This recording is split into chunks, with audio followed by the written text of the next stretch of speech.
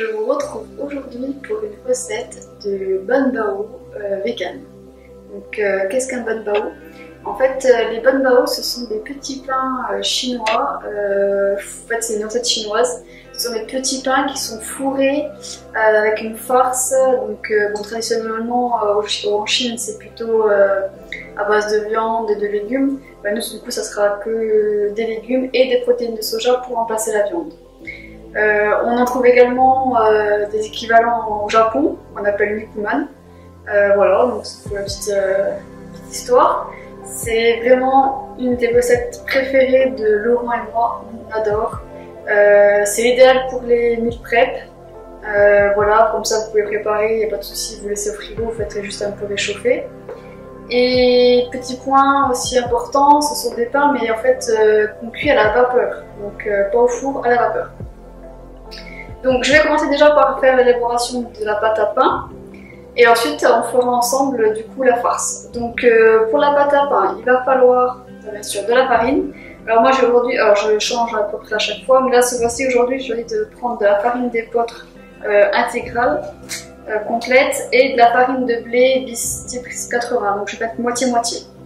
Donc je commence par la farine de blé. Donc après vous pouvez mettre que de la farine de blé classique, vous pouvez faire comme moi. Donc je vais mettre 300 g de farine de blé type 80.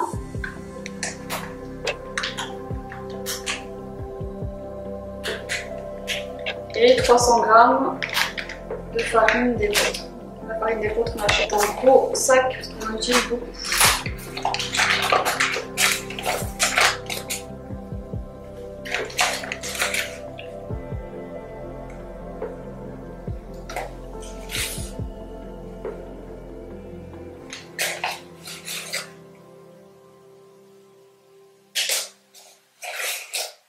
Donc moi je me sers du robot que j'ai pour faire ça, mais après à la base quand j'ai commencé à faire cette recette j'avais pas de robot, je faisais à la main et puis ça allait très bien. Donc vous inquiétez pas, si vous n'avez pas de robot, vous pouvez quand même faire la recette, il n'y a pas de problème. Donc j'ai mis la farine. Ah, il faut que je fasse d'abord tiédir aussi le lait. Alors j'ai mis 250 ml de lait de soja, que vous pouvez remplacer par un autre lait de votre choix. Et j'ai aussi commencé, donc hors caméra, à réhydrater la levure. Donc c'est 20 g de levure fraîche ou vous mettez un sachet de levure sèche. Donc j'ai mis avec un petit peu de sucre et puis un peu d'eau tiède pour réhydrater. Donc c'est bien de l'eau tiède, si jamais de l'eau trop chaude, je sais pas si vous savez. Nous on utilise en fait la bouilloire qu'on a. On peut régler à différentes températures, donc c'est bien 45 degrés, voilà. Et pareil, le lait, il faudra bien que je puisse mettre le doigt sans me brûler, sinon il est trop chaud. Et ça va tuer la levure, le pain il va jamais monter en fait. Voilà pour ceux qui ne savaient pas. Donc, le lait est en train de tiédir tranquillement. Je vais rajouter un petit peu de sucre. Alors je vais prendre un peu de sucre de coco, je vais mettre une cuillère à soupe. Juste un petit peu, hein, pour pas que ce soit trop sucré. Je mets pas de sel, parce que du coup la farce ça sera assez salé. Après, si vous aimez bien que ce soit vraiment très salé, vous pouvez mettre un petit peu une cuillère à café de sel aussi dans la pâte. Donc voilà, je vais mettre un peu d'huile. Alors, je mets pas d'huile d'olive aujourd'hui, je vais mettre de l'huile, je vais partir sur une saveur asiatique, donc ça sera deux sortes d'huile. Donc je vais mettre une cuillère à soupe d'huile aux cacahuètes grillées et au piment. Ça c'est une huile qu'on trouve au magasin bio, elle est trop bonne. Donc c'est pour pour ce genre de recette asiatique, c'est idéal. Donc une cuillère, alors ça, même savoir comment manger ça ce soir. Une cuillère à soupe.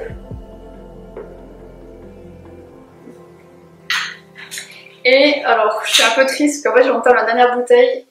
C'est de l'huile de sésame grillée qu'on avait ramenée de Takayama au Japon.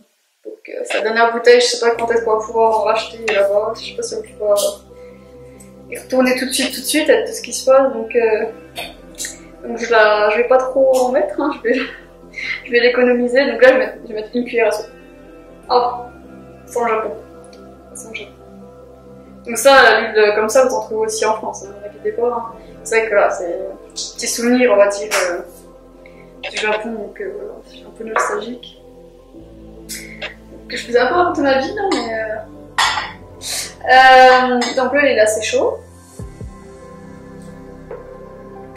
Juste comme il faut. Donc je mets la levure fraîche.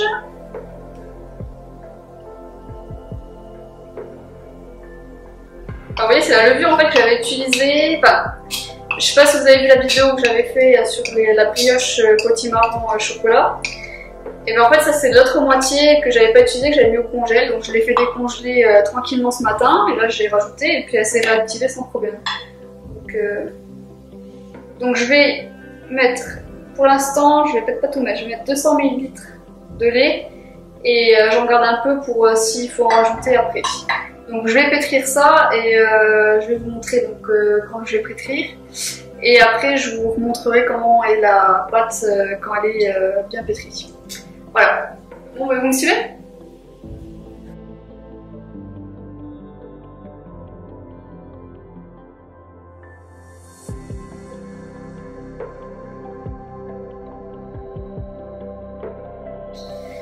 Donc j'ai rajouté le fond du lait que j'avais dans la casserole et comme vous pouvez constater il n'y a pas assez de liquide. Donc je vais rajouter du coup maintenant un petit peu d'eau tiède. Donc je vous mettrai en barre de description ce que j'ai utilisé au total. Et voilà, si jamais vous voulez reproduire la recette, ce sera plus simple pour vous. Et du coup je vous retrouve quand la pâte sera bien faite. Voilà, donc je vous retrouve après que la pâte soit donc bien prête. Donc hop. Vous voyez, elle se tient bien. Donc maintenant je vais la mettre 2 heures à reposer dans le four. En fait j'ai fait chauffer le four à 50 degrés pendant 2-3 minutes. Du coup comme ça parce que du coup la pâte en fait pour qu'elle pousse bien il faut que ce soit quand même des températures pas trop froides. Donc du coup je vais laisser 2 heures dans le four éteint comme ça. Et en attendant je vais préparer la farce. Voilà. Voilà, je vous retrouve pour la préparation de la farce. Donc j'ai déjà un petit peu préparé les ingrédients pour pas que la vidéo dure 1 heure. Donc je vais vous présenter déjà les ingrédients que j'ai préparés. Donc 2 carottes coupées en petits dés. J'ai réhydraté un paquet de champignons shiitake, donc 25 grammes que j'ai réhydraté dans de l'eau chaude, que j'ai passé du coup après à la passoire et que j'ai remis là. Donc pas besoin de les recouper derrière, moi j'aime bien quand ça fait des gros morceaux, c'est plus sympa. Ensuite une boîte de germes de soja, donc je crois que c'est une boîte de 90 grammes, c'est une petite boîte, attendez, je vais vérifier, comme ça ne dit pas n'importe quoi.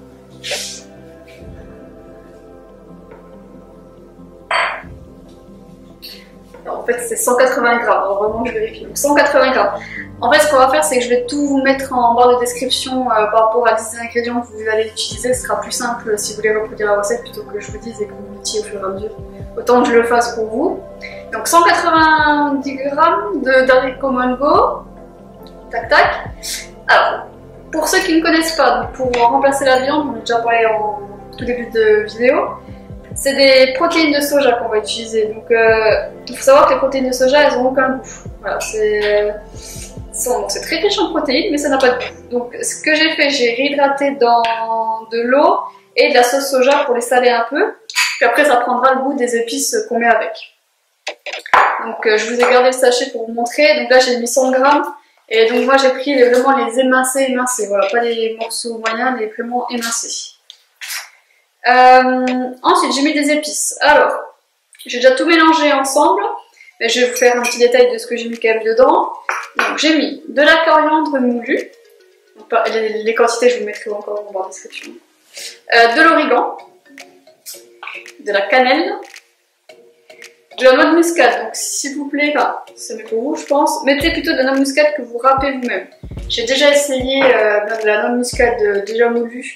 Et en fait, je trouve que ça donne c'est pas aussi bon quoi, c'est vraiment une grosse différence. Donc essayez plutôt de la râper vous-même si vous avez le temps. Enfin, c'est mieux pour vous, je pense. Enfin, si vous essayez la recette, ce sera meilleur quoi. Et du coup, j'ai également mis en épices du gingembre. Donc le gingembre en plus. En fait, ce qui est bien avec cette recette, c'est que c'est super bon pour la santé. En fait, tout ce qu'on met, c'est bon. Et au goût, c'est trop bon. Donc voilà, c'est cool.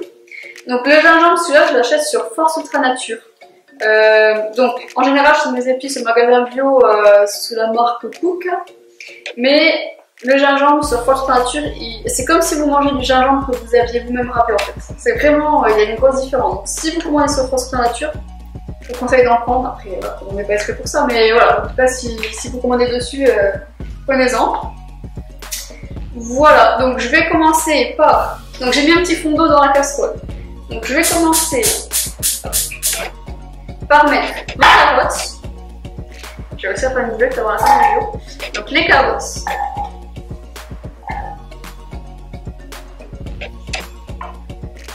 Alors c'est une recette qui prend un peu de temps quand même à préparer, parce qu'en fait finalement ce qui prend pas mal de temps c'est le pain.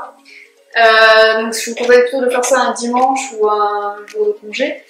Après si vous voulez faire que la farce, parce que la farce en elle-même est super bonne, bah, faites ça avec des pâtes ou du riz, ça vous prendra moins de temps. Donc avec les carottes, je vais tout mettre d'un coup. Je vais mettre les protéines. Donc les protéines, j'avais mis de l'eau, il y a un petit peu d'eau encore, c'est pas bien grave, ça va s'évaporer après, pas de soucis. Ne vous inquiétez pas si vous en avez. Voilà. Les germes de soja. Les shiitake. Alors les shiitake, si vous n'en trouvez pas et que vous voulez pas forcément en acheter, prenez soit des champignons noirs, chinois, ou soit des champignons de Paris classiques. Voilà. Si vous voulez pas forcément en acheter, c'est pas grave, ça ira quand même. Hop. Je vais mettre les épices. Alors ce que j'aime bien dans les steaks, la cuisine asiatique, ce qui est bien, c'est quoi qu'ils prennent beaucoup d'épices, tout ça, enfin, c'est vrai que c'est sympa quoi. Nous en fait derrière, c'est toutes les épices qu'on a, vous voyez, on a beaucoup de variétés différentes, parce que quand on est cuisine végétarien et en plus asiatique, du coup on a amené à acheter pas mal d'épices. Bon, les épices c'est bon pour la santé, on peut y aller, c'est cool. Donc voilà, en fait en gros là on va tout cuire.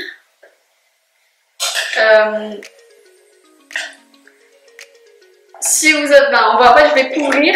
Si vous avez besoin de mettre un petit peu d'eau pour pas que ça accroche, en fait vous pouvez mettre soit de l'huile aussi, hein, mais même moi je cuisine beaucoup avec de l'eau, je préfère parce que bon, faut pas ajouter du gras pour rien, surtout qu'après on mettra du beurre de cacahuète. Donc voilà, moi je vais couvrir, pardon. Je vais couvrir, je vais faire cuire ça tranquillement. Et quand ça sera fini, je vous reprendrai à ce moment-là parce qu'on va rajouter le beurre de cacahuète, un petit peu de sirop d'érable ou du sucre et un peu de sauce soja. Je vous reprends quand ça sera bien fini de cuire. Voilà ce que ça donne de plus près. Donc j'ajuste comme ça, c'est un plat équilibré que voilà, comme je vous disais, que vous pouvez manger avec une céréale au choix. Et si vous voulez pas, si vous n'avez pas le temps de faire les petits pains. Même bon, ça serait dommage que les petits pains c'est vraiment meilleur quoi, avec. Donc je vous retrouve après la pause de la pâte à Ban Bao. Anna est de retour. Dis coucou. Coucou. Donc du coup je vais étaler la pâte qui a bien doublé de volume. Attends, je regarde.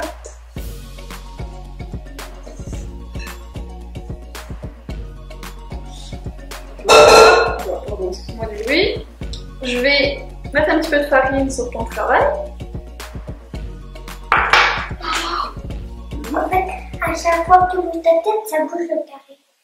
C'est pas grave. Non, Non, il faut juste avoir pourquoi. c'est pas grave. Là, c'est comme ça. Oui. Alors, on va faire à peu près, je pense, 16 Ban Bao. Enfin, à peu près. Donc, voilà, donc je vais faire les boules. Après, je vais étaler une par une et puis je vais mettre de la farce dedans.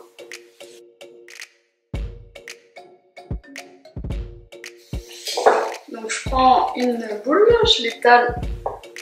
Alors, vous avez différentes façons de faire. Soit vous étalez directement la pâte en entier et puis vous faites avec l'emporte-pièce des ronds. Puis moi, je peux la faire comme ça, je fais des petites boules et puis après, j'étale. Et je les farcis. Donc, je vais vous montrer pour une et puis après, c'est exactement la même chose pour tous les autres. Donc, voilà à peu près l'épaisseur. C'est quand tu mets de la farce, tu vois. Hop. Donc la farce a bien eu le temps de refroidir.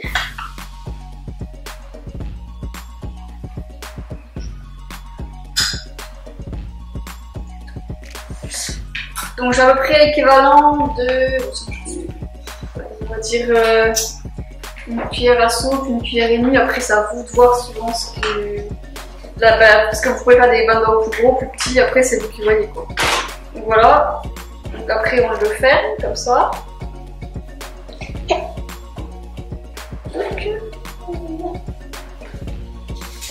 Et du coup, alors j'ai découpé des petites feuilles de papier sulfurisé, donc c'est rare que j'utilise papier sulfurisé, mais là pour le coup j'ai pas trop le choix.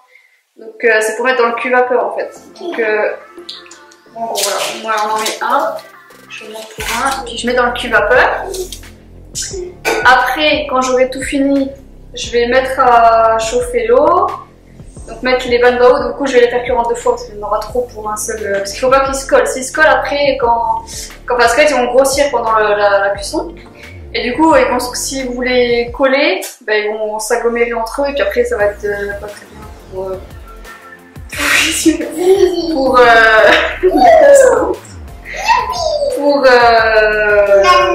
les décoller. Voilà. Bref, du coup, ben, je vais tout faire. Et puis je vous retrouve tout à l'heure pour la dégustation. Voilà, à tout à l'heure. Appuie sur le rouge, Anna. Là.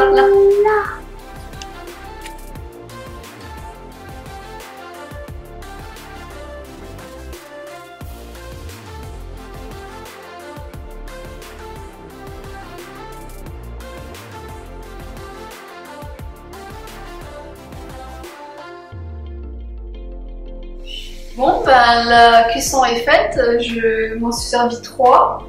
Donc je vous montre dedans ce que ça donne. Donc voilà, j'ai déjà goûté, c'est trop bon. Enfin voilà, on le connaissait déjà, mais c'est toujours aussi bon. Et j'ai servi ça avec un petit peu de sauce soja et puis un petit peu de tartare d'algues dedans. Voilà. Donc écoutez, j'espère que vous essayerez la recette. Si vous l'essayez, laissez-moi un petit commentaire. Et je vous dis à bientôt pour une nouvelle recette. Au revoir!